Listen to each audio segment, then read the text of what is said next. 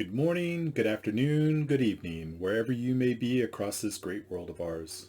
Today is June 26th, 2026, and it is day 15 of my video challenge. Um, so today, earlier today, well, let me start with I have started volunteering as a communion assistant for my church. And what a communion assistant is in the Christian faith. Um, they give communion. So that's where you um, eat a little piece of bread or a cracker, and that's supposed to represent the body of Christ. And you drink a little bit of wine or grape juice, and that's to represent the blood of Christ. And for anybody who's not familiar with that part of Christianity, and it's it has a lot of different meanings, but for me, what it represents is just giving thanks for being here on earth and, in a body. And, the blood of Christ is that the body of Christ is that presence that we have, and the blood of Christ is that life that we have flowing through us. And, and that's for me, it's receiving that acknowledgement and gratitude for being here, being present, even amongst all the times of pain and confusion. It's still better than the alternative. I know it for me. It hasn't always felt like that, and I think for a lot of people, when you're in the middle of pain and confusion, um, it you know just it's like the worst thing ever. But I'd still rather be here through that than not be here. Um, and so that's what communion represents to me. And so we have people in our church who are homebound and can't come to service, and so our pastor has gathered some people who are willing to go out to the people who can't come to church, and every so often just sit with them and chat with them and give them communion so that they can still have that for themselves. And I was visiting someone this morning, and this was just given to me the other day, and he just went into hospice. And when I got there, I found out that he was in hospice, but he was at a point where his passing is imminent. And so I spoke with the family, and because I had the feeling that this was sort of beyond my what they were really looking for. I'm really to come and talk to people who are still very much here, but just can't get out for one reason or another, and to provide them with some care and comfort, some company. And this was a completely different situation, and yet you know when I called my pastor and I let her know. I said, no, this is actually the situation, and it's appropriate for you to come.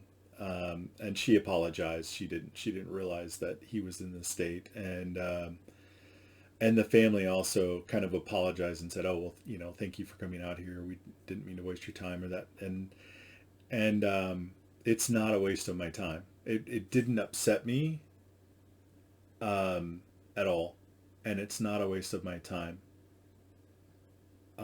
because I have had the privilege to sit with enough people who were in their last moments of life to understand what an honor and a privilege it is to share those moments with those people, uh, to just sit there and be present with them. and to really, to not only to honor them, and everything they were in this life, um, but also just to honor life and how amazing and miraculous that is. When I was younger, I used to always tease my dad and my stepmom because they had these books on birds, and they were avid bird watchers. And I used to roll my eyes and think, oh, what an old person thing to do.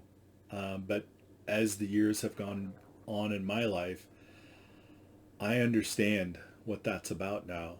I get that. And that really, at its core, is about recognizing how precious all life is. Even the birds and the chipmunks and the squirrels and all of the little creatures, um, and just delighting in that life, even though it's something so minor to us. It's not something we really. It's not a big part of our lives. We'll see the birds flittering around. We'll see the squirrels and the rabbits and whatnot, here and there. But you just start. The older you get, you start to recognize how important that really is. All life, and yeah, boy, I really felt that. A couple weeks ago, I was mowing my lawn, and the lawn was really overgrown, so I had the mower set very, at its highest level, and I was mowing around some areas that were really overgrown, and suddenly I heard a noise, and I turned the mower off, and I had, in mowing through some really high sort of brush, I had accidentally mown over a small little um, juvenile squirrel. And why he didn't run out of the way, I don't know. Maybe he was stuck. Maybe he was just frozen with fear. I don't know. But I could see that part of his tail had been cut off, and the lower part of his one of his back legs, and then the front leg on that same side of him had been broken. And so um, I knew he was going to die, and I didn't know what to do other than to take him to a spot near a large tree where there was some really nice grass, and it was very shady and cool. Um, and there were some bushes as well. And it was an area that was really set apart, so there wasn't going to be, he would be left in peace. And as he was just in all that pain and anguish, um, and certainly just confusion and fear, I didn't know what else to do but just to sit there and be with him. And I just kind of stroked his head, and I apologized for that,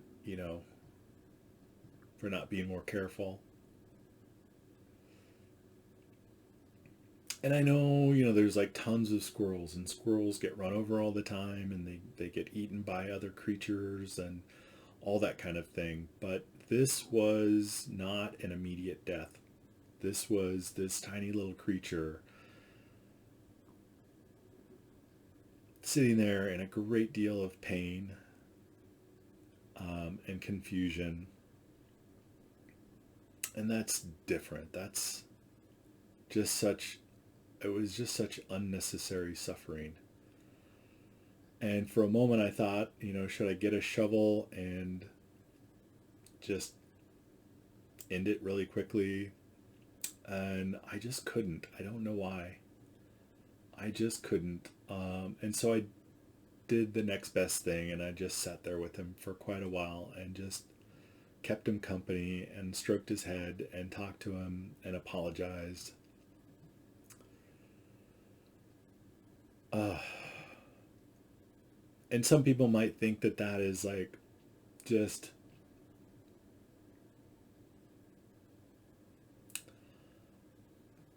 being unnecessarily hard on myself, um, creating unnecessary pain and anguish for myself.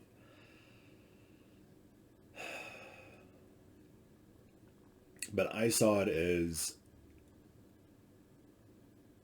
helping me to have the courage to be present even when things are really painful. And I think that is a very necessary skill in life to um, to have to build up, to be there when it's just really painful and tough, and to not run away. Um, and I don't know, there's no way I can ever know this, but I feel like my presence there helped. Helped that little creature in just this um, painful ending, this painful moment. And I know that it certainly helped me. You know, there was all these just, it just felt so senseless and pointless, but it helped me also to appreciate more every moment that I have, um, and every moment that I have with the people around me, and as well as my pets. And that's really important because life is quick and it goes quickly, and there's nothing worse in life than looking back at 5 or 10 years and thinking, what happened? Where was I? And I've had that. You know, and being present, even if you regret things that you've done in your past, if you have been really present in life, you won't have that regret of feeling like you just completely missed out. You were there. You were there, and that's the most important part of being alive, is to just be here, be present. And so I didn't stay long, but I did stay long enough to just sit by this man, um, and put my hand on his shoulder. He wasn't talking at this point. He wasn't even really. Um, he was his level of awareness was pretty low.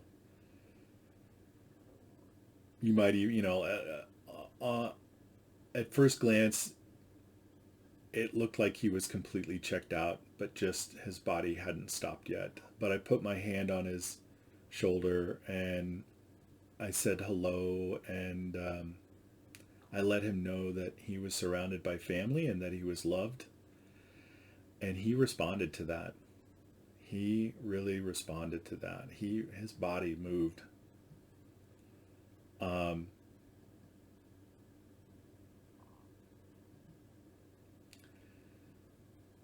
and so, yeah, I just think back about the times when I've been with the elders of my life, even though they weren't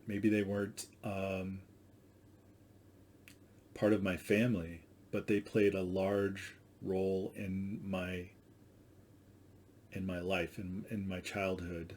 Um, I think about my friend Bill and his mother, and um, she was in hospice, and um, I was fortunate enough to. He came into town, and I met them at the hospital, and I had one last moment with her to sit down for a couple of hours and to be present with her and to just let her know what a positive influence she had on my life. Just her her willingness to be present, to drive us all over town to go to these Dungeons and Dragons um, games. And yeah, I love the Dungeons and Dragons games. That was fun. But what was far more impactful was just me noticing her willingness to drive way over to pick, with her son, to pick me and another friend up and then drive way downtown. And it was quite a distance she drove. And the whole time that we were playing these games, she would sit in the car and wait. And that was her dedication of being present, her commitment to her son, and and his experience. And what a beautiful thing that was. And it just left a really positive mark on me as well. And I don't know where I'm going with all of this. I don't have any kind of fancy closing for this video other than to just say, um, to just encourage you to be present even during the really tough times, and and have that gratitude for the life around you, even if it's just a small little mouse. You know, I caught a mouse um, where I work the other day, and instead of squishing him, I figured out a way to get him out the door and let him go. Um, I don't know. It's just part of that appreciation for life, even if it's just a small little mouse. So, okay, I'm going to end it there. Just want to let you know that you are more important than you know, and you are far more loved than you can imagine. Take care, and I look forward to seeing you tomorrow.